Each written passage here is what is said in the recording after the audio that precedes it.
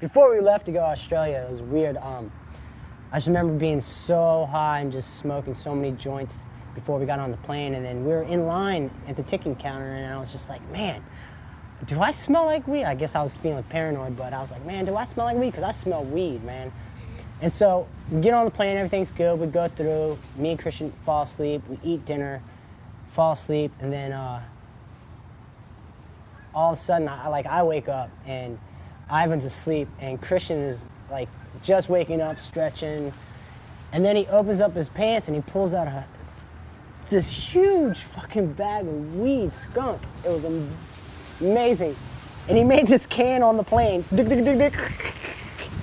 this can and then took a little nugget and stuck it on the bowl and hit it, covered it up, held it in, and then blew it into the cushion.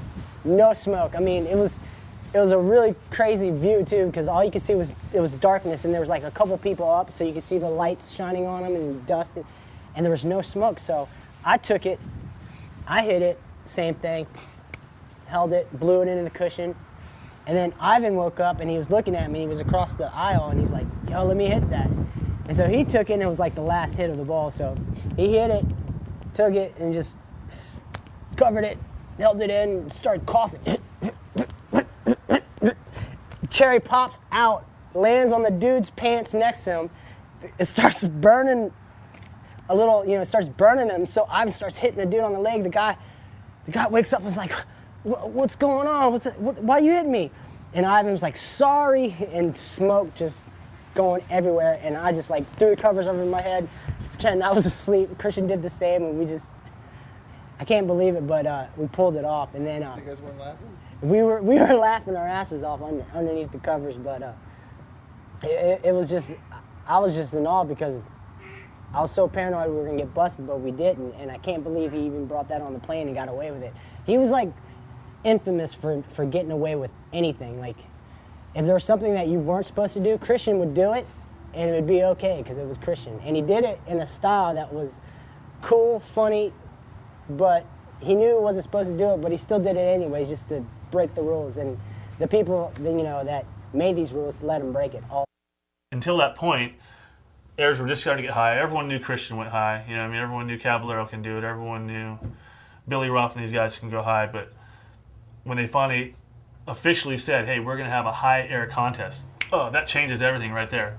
Yeah, we all know Magnuson can go high. We all know these guys can go high.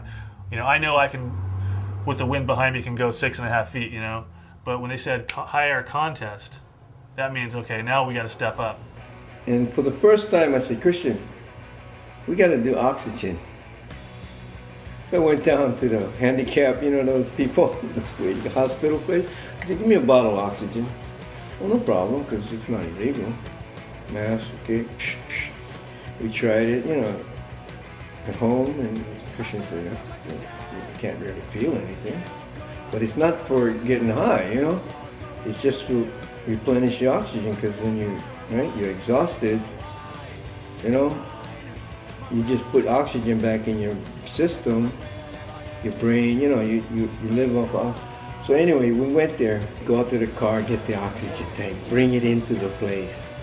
We're under the ramp, faster than going, nitrogen, nitrous, oh, you're getting high. Till today everybody's thinking we're getting high. And then Caballero said, hey, what's that, Christian? And we said, oxygen. And he went, oh no, let me try that. Caballero tried it. It wasn't until that last run where HOSOI just fucking kicked out the method, and just kicked out, arched his back, and just swung the tail over the top of it. That was like heavy shit, man. That was great, man. And that's why he was up there like a balloon. Got to 10 and 11 foot.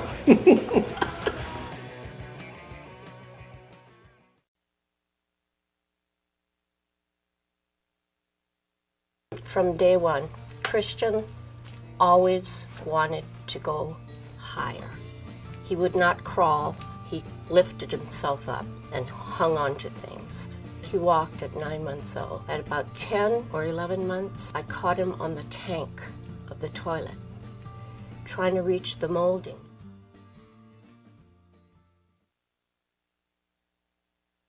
Yeah, we didn't have no strategy, and it wasn't motivated by money. I mean, there was money to be made, but you had to go out and promote, so the motivation got put into the skating.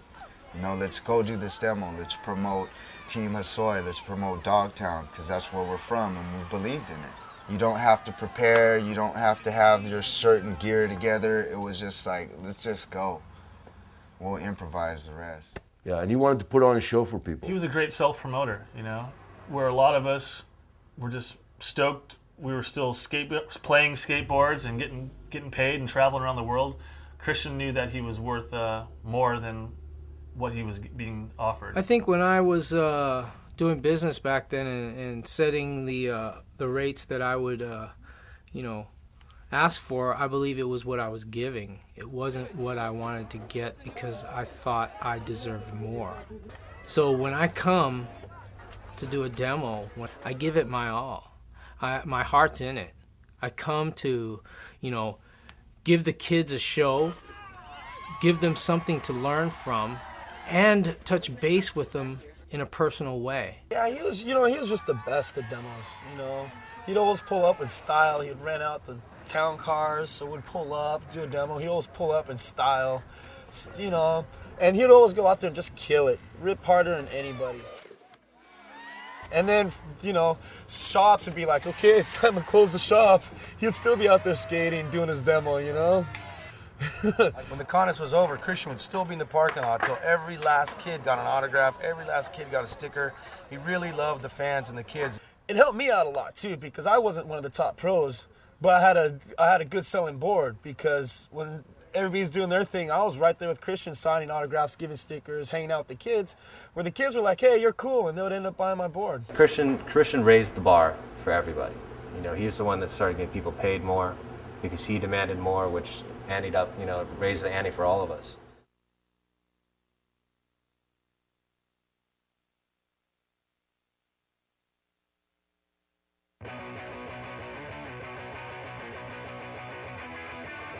When he always wanted to get you to play pool, because he tried to beat you to play some pool. That's his whole thing, trying to get you in there. He had to actually beat you a couple times in the pool table before he had to go out and school you on the ramp a couple times, just to let you know. He's standing there in his underwear, and he's got a joint in this hand, and he's got the pool cue in this hand, and it's sitting on the table, and he's looking at me like he's motherfucking Jackie Chan and Bruce Lee and shit. So, right?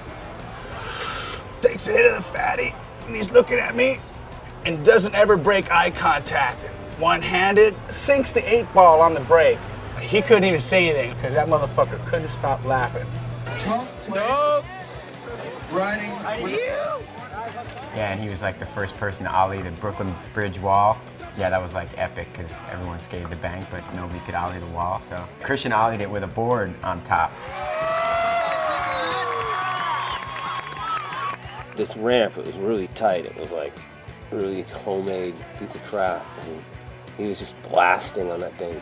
Nobody else is even getting air on the ramp. People are barely grinding this thing. Sometimes you wondered, how in the hell does the guy get the speed out of a wall so bumpy? He was getting airs on a plastic banana board where the trucks were like that. You're thinking, damn. Jesus Christ, man. Holy shit. It was weird, you know? Like we'd go to a ramp, a mini ramp and it was literally like knee-high ramp. And Christian would do chest-high method airs, you know, and it was just like, huh? Back to back, just, you know, like just trick after trick after trick. It got bigger and bigger and bigger. The guy did backside ollies over your head while talking on his cell phone. Christian's looking around the deck, seeing what people are doing, checking out chicks, calling your name. You pull up in the parking lot, he'll be blasting the air like, block this show down.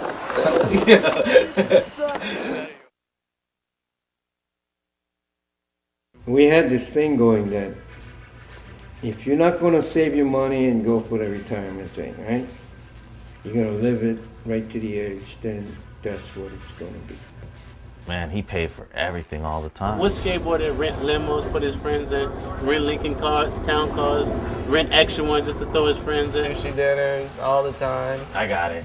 Let's do this, let's do that, let's fly here. You hungry? Bang. What do you want? He always partied all his friends out. He always shared the wealth.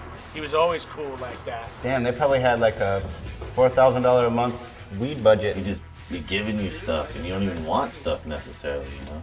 I got you a tea, Holmes. You know, he certainly would lay his credit card down quite a bit. He gave us his own credit card. Me and Joey had a Christian HOSOI credit card. Whatever you needed, Christian would hook you up with it. Unbelievable, spent tons of money on his friends, didn't think twice about it. It's the child star syndrome. You know, it really is. You throw hundreds of thousands of dollars at a 15-year-old and expect him to know how to fucking conduct himself. You know, you live and you go, and otherwise we'd be doing the pizza and the economy car.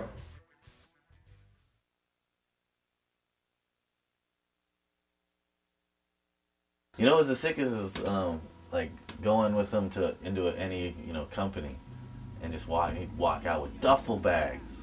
Like you still to this day you go into any company and you come out with like a handful of stuff, like a box maybe.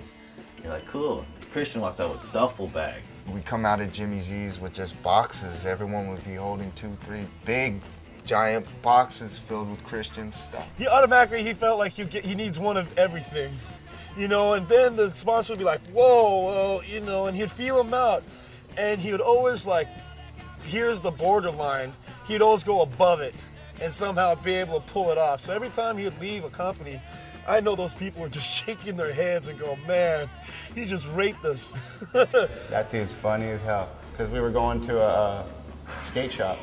So he decided, I'm just gonna get gear when I get there. So the dude goes in there and just starts grabbing stuff, and he needed some shoes to go out, right?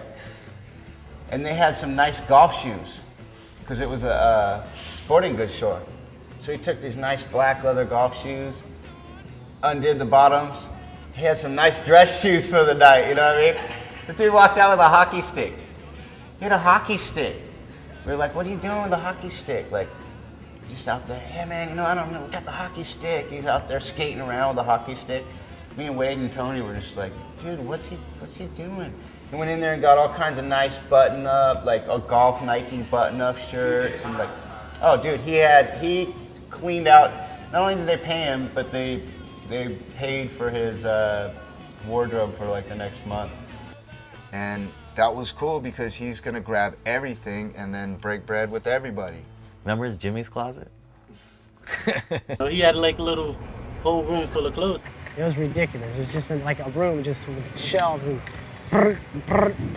full, like as high as any, full of boxes, full of brand new Jimmy shit, a whole rack, like full on the hanger, all in plastics, just new. The floor was full of shit that was only worn like once, and he'd let anybody, if you needed anything, he'd be like, you'd sweat, skate his ramp, sweat, and be like, hey, you need a shirt? Go in there and grab one. And you just go on the floor, and like, that dude don't even sweat.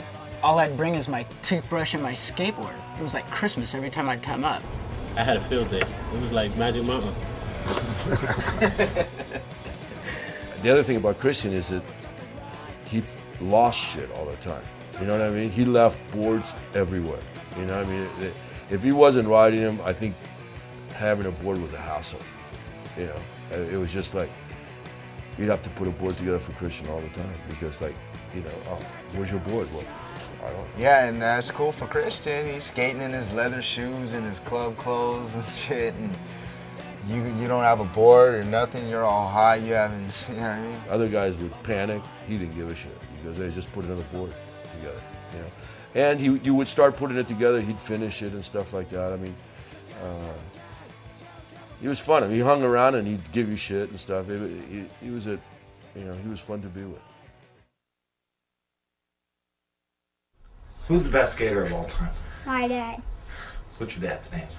My dad's name is Christian HOSOI. What's your name? Rhythm. Rhythm what? Rhythm HOSOI. Christian has a son, Rhythm. He's 7, and he looks exactly like Christian. You skateboard? Yeah? Yep. How long have you been skateboarding? 3 years. 3 years? What do you want to be when you grow up, Rhythm? Pro skater.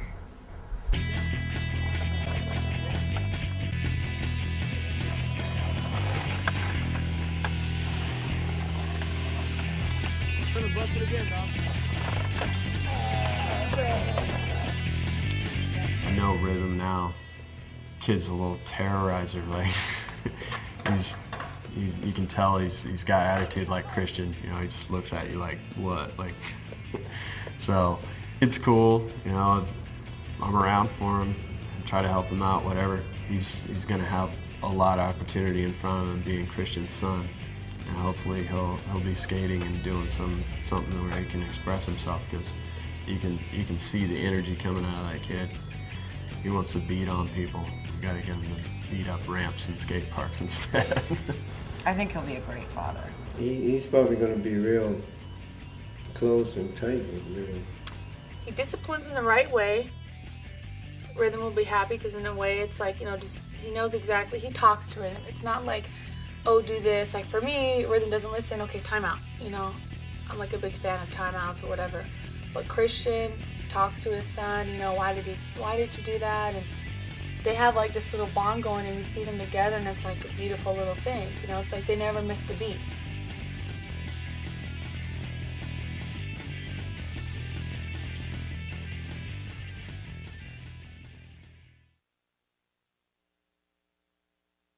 Woodward Skate Camp is this huge BMX skateboard gymnastic camp in Pennsylvania. Back in the day, Christian, when he would go there, he would bring me along, and I would have to stay like with all the kids and in the cabins and stuff. But Christian had a room in the house that was above the main office of the whole camp. And I would go to his room, and he would just sit there and just puff weed like it was nothing, and they wouldn't say anything to him.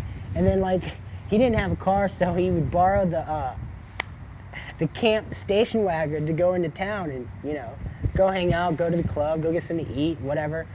And he would just drive this thing up to the canteen. It was like inside the camp, and you're not allowed to do that at all. Nobody, no one's supposed to do it. But he would do it, and he would just roll up with the stereo bumping, and he'd go, "What's up, kids?" And everyone would just crowd around like he was like, some rap star or something like that. But Station wagon. it is a station wagon, a wooden paneled station wagon.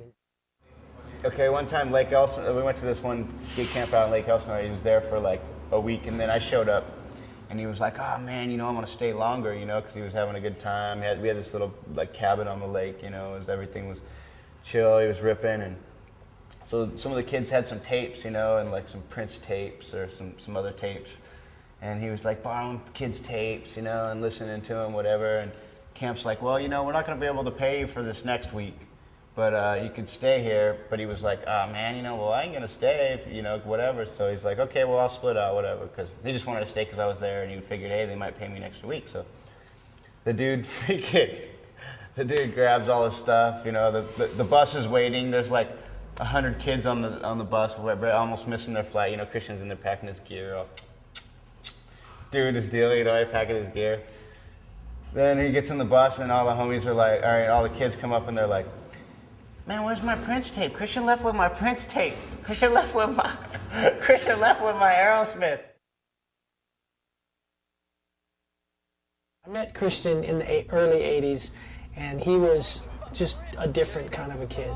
I remember Christian was like, we're like, "Okay, we're going to put you in a skate ad in Thrasher, so we need a skate shot of you, da-da-da-da-da." And he's like, "No, I don't want a skate shot." I was like, "You don't want a skate shot? You're a skateboarder?" Like when we do surf ads, we put the guy in a surf shot, and he's surfing, and we just put our logo there, and that's the ad. Pretty simple, basic thing. He's like, "No, I want I got an image, and I want like attitude. I want to be with a chick, and I got this fedora I want to wear, this hat." And I was like, "What?" Like this guy was like all different, I was like, "Are you kidding me?" Because most like little action sports kids were just real bland, and they just didn't have that like charisma. They didn't have that thing like, I'm somebody, you know what I mean? Even though my sport may not be recognized and it's a little blip and a little niche, I'm like Cary Grant, you know, I'm Humphrey Bogart. I'm somebody.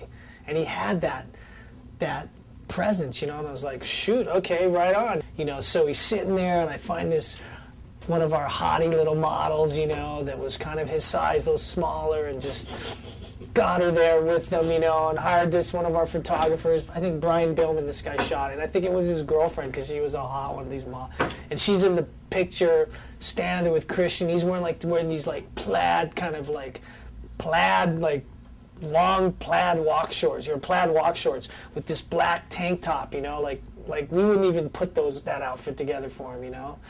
And he's got this like fedora, like this hat, you know, on his head, and this jacket, and he's just all, you know, he's got the attitude, and he's just all, you're looking all like kind of like old school mafia gangster guy, you know, like I don't know what it was, but it was gangster. Gay gang. No, but he's like, and he had the chick kind of on his shoulder, like this is my chick, and you know, this is my attitude, and this is my photo, this is the ad. Click, took the picture, put him in the ad in Thrasher, and it was like, whoa.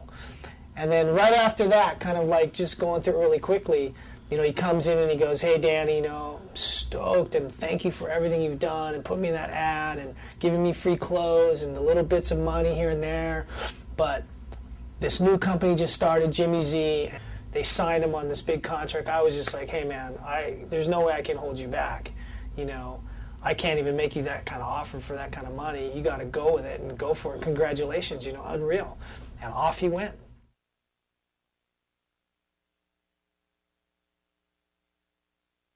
Are we rolling? Yeah.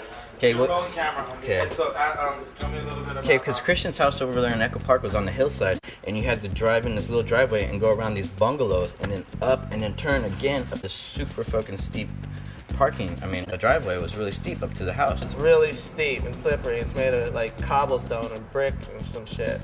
And it bends around the corner straight up to his house. And little man parked his new 5.0 up there. And I parked a little lower at the lower of the hill because I was always worried that some car would come flying down there and smash into my brand new Bronco 2 that I bought, that I was very protective of. And I remember walking down myself to get some stuff out of my skateboard, my skateboard out of the car. And I remember Luana Rawls walking up, and then just like watching her walk up, saying, "Hey, what's up, Luana?" And then within a minute later, just hearing that click, click, and then just going, and seeing this Mustang take off from 0 to 80 in like a split second, just going straight ass backwards, like little man's fucking 5.0. Yeah, and then there's like these rocks there, kind of like a launch ramp. There was like this little toilet that was like, it was cemented in. Yeah. And it rolled down backwards. The car just didn't make a sound. It just went, took off without a noise, you know? It's weird seeing a car like just take off without, you know, not being on. It launched off the corner, like the driveway bent like this, and it launched off the corner. And then all of a sudden, we hear a big boom.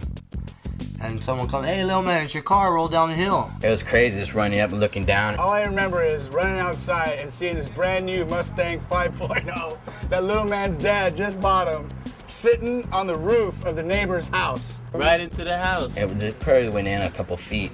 Thank God nobody was in the apartment building below. You okay? Little man was just, he didn't know what to do. He had no idea.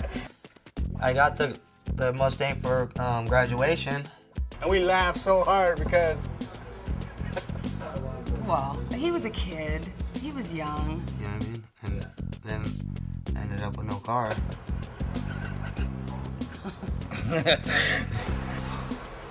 I remember I saw it on the news that night. You know, here you got this, you know, sprawling mansion with this ramp and this brand new 5.0 Mustang sitting in this person's, you know, roof of their house. And then they had to get this big ass crane to pull his car out of their roof. And they got it down on the ground, and he gets into it. He starts it up and drives away, waving like, "Yo."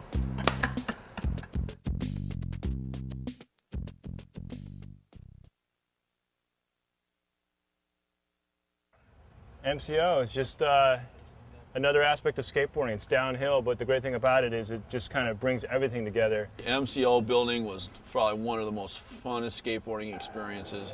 It was a parking structure. You'd have probably 20 pro skateboarders, another bunch of sponsored guys, and then legends were there. Guys who'd been Dave Hackett and Olson and myself. But that was fun part of skating. I mean, it was like a figure 8 track that went down. We'd all start off, and we'd wait till everyone got to the top. Someone would count to 3, and you'd have 40, 50 guys take off at once and go for this 20 foot wide, a little angled drop. And everyone would just go, wah, wah. We're going downhill. You could crash. We're crisscrossing. You just get in there and you would draft each other. 9 floors. And everyone would race to the bottom. And we get a free ride at the top. We'd do it till 3, 4 in the morning.